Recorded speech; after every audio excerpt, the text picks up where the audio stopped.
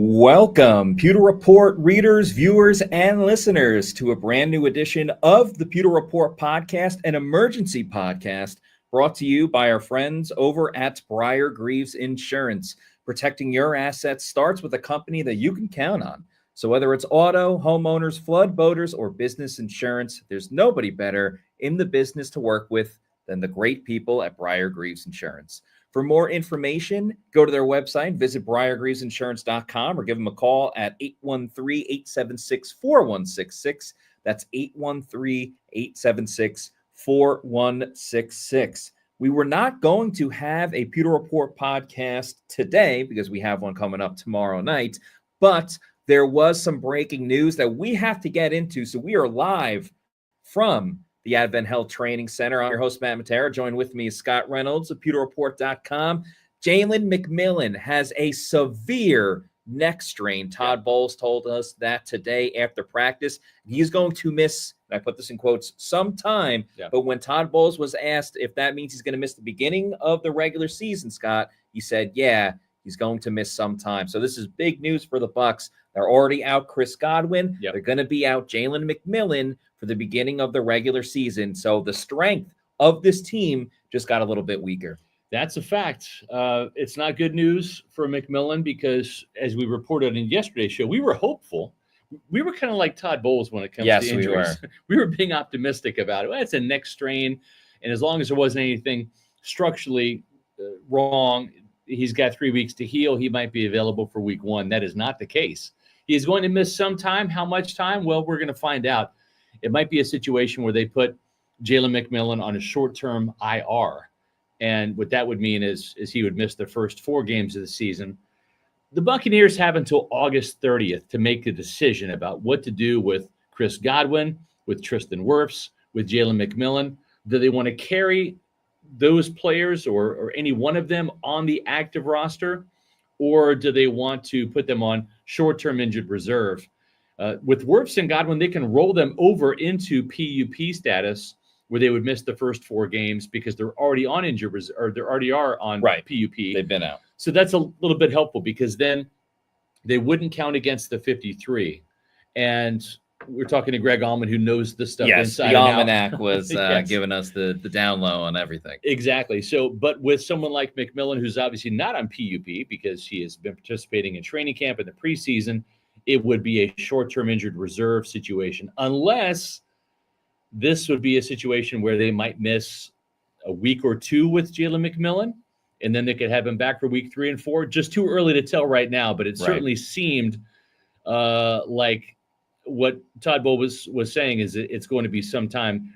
We're kind of guessing maybe the first month of the season. Yeah, he was at practice today. He came out after, things had already been rocking and rolling, and he was still wearing his neck brace. So it doesn't look like this is going to be, a quick thing that's going to happen anytime soon. And it's tough with neck injuries. It's such a finicky, finite thing. It's certainly not something that you want to rush back to get into, like a knee or an ankle injury, kind of like what has gone on with Chris Godwin and his injury history with long-term injuries for the Bucs. I mean, at this point, you want Jaylen McMillan back, but you also got to look at, his future and his life as well. So a neck injury is, something that can't really be messed around with in too many ways. So this becomes a big blow for the Bucs. I mean, you're going to have Mike Evans. Thank goodness the Bucs drafted Emeka Egbuka with their first-round pick. And remember, at the time, some people were like, what are they doing? They have all of these wide receivers. But if you have a great player, it just shows how important depth will be. And thank goodness they're through 2 preseason games, because we know we're not going to see Emeka Egbuka against the Bills. We're certainly not going to see Mike Evans against Buffalo either. I have so many questions about, obviously, when Jaylen McMillan will come back and what Tampa Bay decides to do with either PUP or IR, whatever the case may be. But I also have just as many questions about what does Tampa Bay do after Mike Evans and Emeka Egbuka? Who's their wide receiver 3? And we spoke about this a little bit on the Pewter Report podcast yesterday. Who's wide receiver 3? Who's 4 and 5? Do they keep 6 now, knowing that McMillan and Chris Godwin are eventually coming back? And Coach Bowles did say that it shouldn't be a career-ending injury, which obviously is good too. But there's a lot of questions with this room that we were so confident about going into training camp. football is a collision sport. It's not a contact sport. Soccer, basketball, those are contact sports. This is a collision sport. You mentioned the neck injury. I'm going to delve back into my 3 decades of covering this team. Please do. A neck injury ended Mike Allstott's career, right? When you were a battering ram, when you were a fullback or running back. Yeah. And he had already accomplished a lot, but that was tough. John Lynch, the Buccaneers didn't re-sign John Lynch. They cut him. Actually, I don't think it was a re-signing situation. They cut John Lynch because they didn't like what the x-rays showed. Now, he went on to play, I think, 4 or 5 more Pro Bowl seasons with the Denver Broncos. Yeah. So he obviously overcame it. More recently, Jason Pierre-Paul got into a neck injury in a car crash. Yeah. And Carl Nassib started the season. Actually, Nassib was a team captain in 2019 because JPP was out for half the year, or at least the first 7 or 8 games. And then JPP came back and certainly played well, had a Pro Bowl season in 2020, helped this team win a Super Bowl. So you can come back from it, but as you mentioned, Matt, every neck is different. And maybe at wide receiver, it's a little bit more advantageous because you're not necessarily taking on linebackers in a blocking capacity like you would as a fullback, or butting heads with an offensive tackle like you would a pass rusher like JPP. So maybe you can avoid some of those neck type of jarring situations. But Jaylen McMillan was having a very good camp. If you go back to before training camp started, on the Rondé Barber podcast, Josh Grizzard, who will be our guest tomorrow night on the Pewter Report podcast, but Josh Grizzard was asked which player he really wanted to see step up and have a good season. And this was the guy. He said, Jaylen McMillan is so important to what we do. Wasn't Mike Evans. Wasn't maybe the possible return of Chris Godwin. Wasn't Emeka Egbuka. It was Jaylen McMillan. Grizzard is a huge Jaylen McMillan fan. And now without him and Chris Godwin in week 1, it's a little more daunting. But I'll remind you, this was a Buccaneer team that nearly beat the Atlanta Falcons at home at Raymond James Stadium without Mike and without Chris. That's right. And even with Mike and Chris, they lost in overtime on that Thursday night game up in Atlanta. So before you Bucs fans start heading towards the Sunshine Skyway Bridge, they still have plenty of weapons. And keep in mind, Josh Grizzard was here last year to see how Liam Cohen navigated that and used more pony package. And let's put a pause on Jaylen McMillan, and we'll come back to the wide receivers. But there were some good news out of practice today in terms of players coming back from injury. That is right. So the headline, of course, is that Jaylen McMillan is going to miss some time. But it's not all doom and gloom. There was some good news. Rachaad White, ever hear of him? There was some concern about him after that preseason game with the Tennessee Titans. Rachaad White returned to practice today. He warmed up with the team, stretched, all that stuff. Got a couple of handoffs during 11-on-11, but they're certainly kind of easing his way back in. But it was important to see him out there. And the one thing, too, about Rachaad White, he's going to be in play for week 1. And we saw Liam Cohen adjust to not having Chris Godwin and Mike Evans during that 3-game stretch prior to the bye week with more pony package. Exactly. So we might see Rachaad White and Bucky Irving on the field together in week 1 a lot more than we would otherwise without Jaylen McMillan.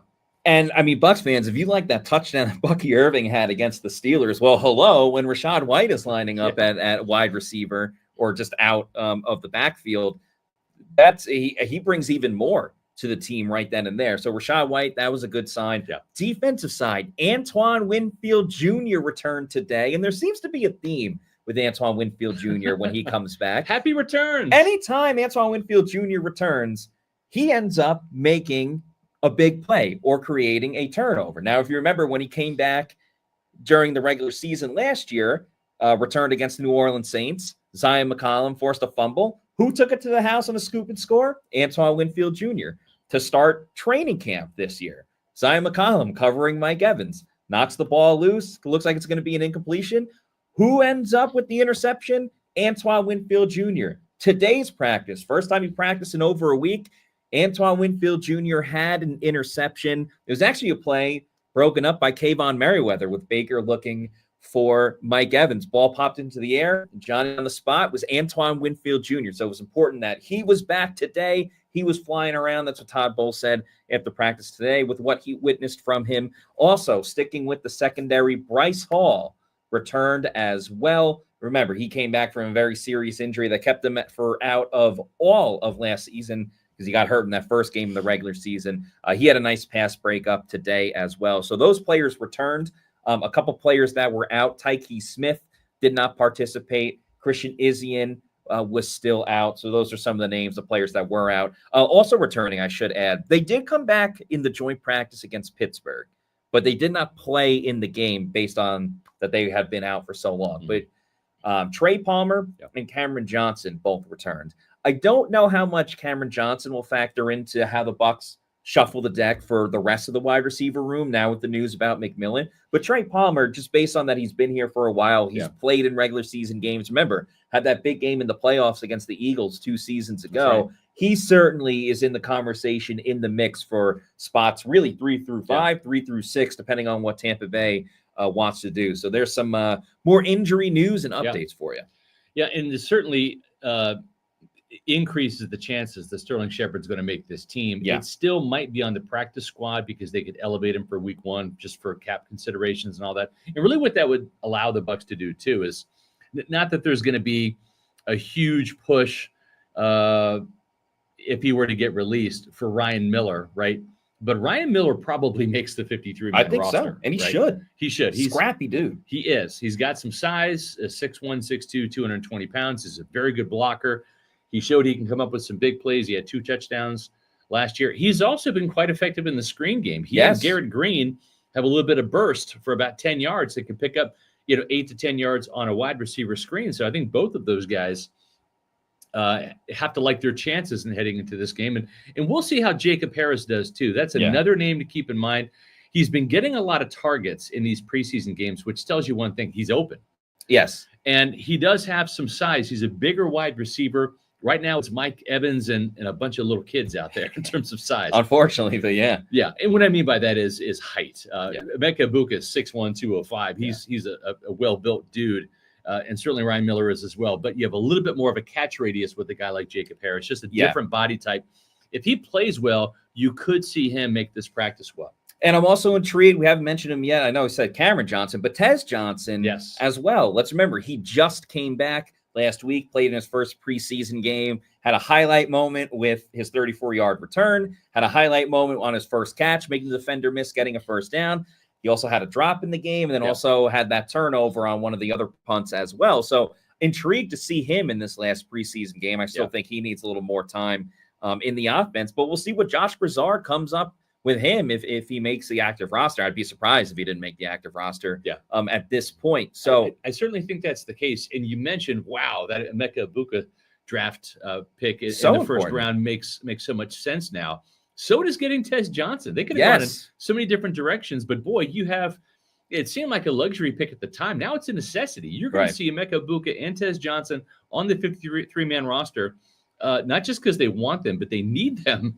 They need those players because, who could have foreseen maybe Chris Godwin missing some time for sure with that dislocated ankle and needing the extra procedure in the offseason. But now having Jaylen McMillan out for at least week 1 and probably a couple of weeks, it was certainly, great fortune that Tampa Bay decided to go that route on day 3. And I will try to ease everyone's nerves and concerns and everything too. Remember, it's a long season. This season goes hopefully all the way to February when the Super Bowl gets going. You'd rather deal with all of this now than in the middle of the season or late in the season. And who knows what can happen. As we've seen, injuries can go on at any moment. But the Bucs still have pretty much 3 weeks until that first game against the Atlanta Falcons. That still gives them a lot of time to assess what they need, what works, what's not working, who they're going to use, how they're going to utilize them. Remember, and you brought it up before, when Liam Cohen had to deal with no Mike, no Chris, no Jaylen McMillan, he had a week to prepare. And then all of a sudden, Cade Otton became Rob Gronkowski and Tony Gonzalez in his prime. I'm not saying that's going to be the case once again, but hey, watch out for Cade Otton now. He becomes that much more important. You mentioned the pony package. I think 12 personnel, will be a lot more important now too. with a couple more tight ends running the football as well. So a lot more plays into this. You're right. And you go back to last year, the silver lining in K-Dot missing that time at the end of the season was Payne Durham catching his first 2 touchdowns. Oh, yeah. The emergence of Devin Culp, who did leave practice today right at the very end, looked like maybe a heat-related heat exhaustion, dehydration. We'll keep an eye on that. But that was the silver lining there. The silver lining was Ryan Miller got pressed into duty from the practice spot, had a touchdown against Kansas City that maybe could have put the Buccaneers in position to win that game if they go for 2. So what happened last year is going to pay some dividends. K-Dot emerged during that stretch. So now you probably feel better. And more importantly, Josh Grizzard was here with Liam Cohen going through all of this. So he has a frame of reference to kind of delve into for this year to start the season. And very much like how we talked about Justin School having to step in on Thursday to play right tackle against Aiden Hutchinson, right? And that was an ugly scene in week 2 at Detroit. Thankfully, the Buccaneers did enough to win defensively in that game. But you've had all this ramp-up time now for Charlie Heck to fill in for Tristan Wirfs. If this team can weather the storm and have a winning record heading into that Eagles game, right? 2-1. Right, I should be through. 2-1 heading into the Eagles game. You have a chance for Tristan Wirfs to come back. Chris Godwin coming back is on the horizon. Maybe Jaylen McMillan is back or close to it. So you have a chance to maybe have more hands on deck and some of your star players returning after the first quarter of the season. That bodes well for that second quarter of the season and the middle part of the 2025 campaign.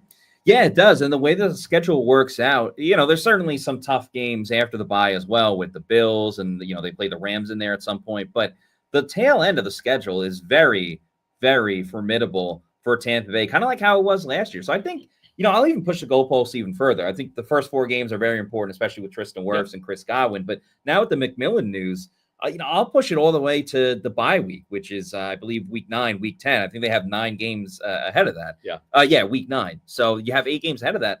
I think if the Bucs can go 5-3, it'll set themselves up well for that latter half of the schedule. If everyone comes back around that bye week, McMillan included, yes, you have some tough games against Buffalo and LA. But outside of that, I mean, the Bucs are going to be favorites in all of those games moving forward. So got to weather the storm. And again, long time process for this entire season, and there's still a lot of great players on this team that will be readily available. Namely Baker Mayfield. If Baker Mayfield's in there, you got a pretty damn good shot. Let's get to a couple super chats and comments before we close out the show. We'll start with Bucks Basement. Thank you for this $2 super chat, who says it's the 2022 season all over again. Pump those brakes. Pump the brakes, man. It's this early in the season. Season's not over yet. Again, it's different because Jensen was a starter who's going to be out for the whole year from day 1. This is a much deeper and probably from starter to backup, starter to reserve. That too. It's a better team in terms of talent. There's more talent on this team than they had in 2022. It's younger, but it's better. And so I think this team is better built to weather the storm at a lot of these different positions. So let's pump the brakes before we start throwing in the 2022 season as a comparison. Now, as long as, Sterling Shepard or Mike Evans don't peace out on the field in the middle of the game. Now, they do play the Jets this year, but it's early. It's not late in the season. We can't really predict what's going to happen with injuries as the season goes on. But they're not there just yet. There are a lot of injuries, no doubt about it. It's annoying that Benjamin Morrison isn't back and things like that. But I think the reinforcements, that's something that didn't happen in 2022. I think there's no cavalry that was coming. Exactly. And now you've got the cavalry. KGH for life. Thank you for the $2 super chat. Will the Bucs sign a wide receiver for depth? I don't think so.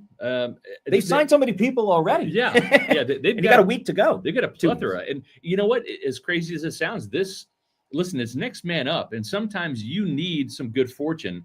Again, we've talked about it before. Tom Brady's not Tom Brady unless there's the injury to Drew Bledsoe. Exactly. That's just how it is. So Trey Palmer now, because he knows the system and has some rapport with Baker Mayfield, he is. That's why you don't trade him. Remember all the rumors about trading Trey Palmer, Palmer? That's why You don't do that in these type of situations. I'm not saying he's going to make the team or even the practice squad, but he certainly has a much better chance. He's got the most experience outside of Sterling Shepard, with these other guys, Rakim Jarrett, Garrett Green, everyone we just talked about. Trey Palmer's way ahead, at least in that aspect of it. Yeah, no doubt about it. The good news is we've got a podcast tomorrow night where we're going to actually be asking the man in charge, Josh Grizzard, is going to be on the Pewter Report podcast tomorrow night at 7 p.m., Wednesday night, 7 p.m. So we're going prime time with the podcast, no 4 p.m. podcast, but we will have Josh Grizzard on for about 10 to 15 minutes to start the show. And we're going to ask him some of these questions. And so we're excited to have him on and see how he's handled the play calling duties the first 2 games. And he'll be up in the booth on Saturday night for the third and final preseason game against the Buffalo Bills, just to see if that bird's eye viewpoint is better for him or if he wants to be on the field where he has been the last 2 games. So we'll have a limited conversation with Josh, but plenty of news coming out of that. I'm sure we've got some good questions lined up for him. Yeah. And we're looking forward to that. Still waiting on a time for Larry Foote. That'll probably be on Thursday or Friday for the podcast. If you are a Pewter Premier or Platinum member, we've got some good news. We're going to have another Pewter Insider show on Friday, and that's going to be evaluating Josh Grizzard's play calling. We're getting some great stats from Josh Capo. He'll be arming us for that particular podcast. This is exclusive. If you're not a Pewter Premier Platinum member, please consider subscribing to our Pewter Report TV YouTube channel, becoming a channel member. Those 2 membership levels will get you access to our Pewter Insider show. It's a special show that Matt and I do every Friday from now until the end of the season. Yeah. Well, really every Friday, unless exactly. There's a holiday or something. Yeah. And so this is a great way for you to get the freshest, most up-to-date information. It's literally done as Matt comes off the field when he talks to Coach about who's in and who's out and who's questionable for those games on Sunday. So that's going to be our topic for the Pewter Insider on Friday at 1:30 here on Pewter Report TV. And we'll keep everyone updated as quick and fast as we possibly can when it comes to any injury, whether it's Jaylen McMillan, Christian Izien, Rashad White, all the players that we have spoken about. So if you're not already doing so, please make sure you are following us on all of our social media. We have another super chat to get to. Let's just get to the super chat. Let's do it. Thank you to Paul, a.k.a. OG Baker Bro, who says, and thanks for the $5. Good to see some players coming back from injury. Our depth is being tested, but better this happens early in the season. McMillan dodged a bullet. Absolutely dodged a bullet. That's not career-threatening. He was even on Instagram the other day saying, hey, I'm good. I'll be all right, and all that stuff. So certainly a positive mindset to a very serious situation. But if you have to choose one or the other, you'd rather have the injuries now than as the season goes on. Yeah, there's no doubt about that. And listen, when it comes to medical insurance, well, Briar Greaves can't help you with that. But when it comes to any other type of insurance, you can count on Briar Greaves for homeowners, auto, flood, boat, or business insurance. Protecting your assets starts with a company that you can count on. Work with an independent agency that you can trust. Folks, Briar Greaves is based right here in Tampa. Not only do I get my insurance through Briar Greaves, so does Bucs GM Jason Light. He told us that on the Pewter Report podcast when we had him on this summer. BriarGreavesInsurance.com is where you can find out more about the different levels of insurance they can help you with. We're in hurricane season, so if you are in a flood zone, you need not just homeowners, but also flood insurance. So many Floridians were caught, unfortunately, up in that storm last year. And whether you were in a rising river flood zone or got the storm surge from living near the coast, a lot of people that didn't have flood insurance, well, they got hammered financially because homeowners insurance does not cover floodwater. But with flood insurance, they can certainly help you out. Give Briar Greaves Insurance your business, or at least give them a call. Have them find out if they can save you money on your auto or your homeowner's insurance. Maybe you're paying too much. When was the last time you shopped the rates? They can shop the rates for you. Do what I did. Give Briar Greaves Insurance a call. I'm glad that I did, and you will be too. Jason Light uses Briar Greaves Insurance, so if he does, then you should be too. Yeah. Just a reminder again for everybody, if you're not already doing so, please follow us on all of our social media on X, Facebook, and Instagram. We are at Pewter Report, and our YouTube channel is Pewter Report TV. Please like and subscribe. Leave a comment on this video too. How do you feel about the team moving forward with this injury news? about Jaylen McMillan, or maybe you're pumped that Rachaad White is back. We'd love to see your thoughts about this one. Reminder, tomorrow, Josh Broussard is on the show at 7 o'clock p.m., so a primetime show for everybody tomorrow. That'll do it for us on this emergency podcast. Maybe next emergency podcast will be some better news. We got to stop seeing each other. Yeah, like this. How about like a contract extension update, right? For maybe Zion McCollum, Luke Gedeke, Kate Otten. Let's do one of those. That'd be a lot more fun. Let's speak that into existence. But that's going to do it for us on today's show. For Scott Reynolds, I'm Matt Matera saying thanks everybody for watching. We'll see you soon for another edition of the Pewter Report podcast. Out.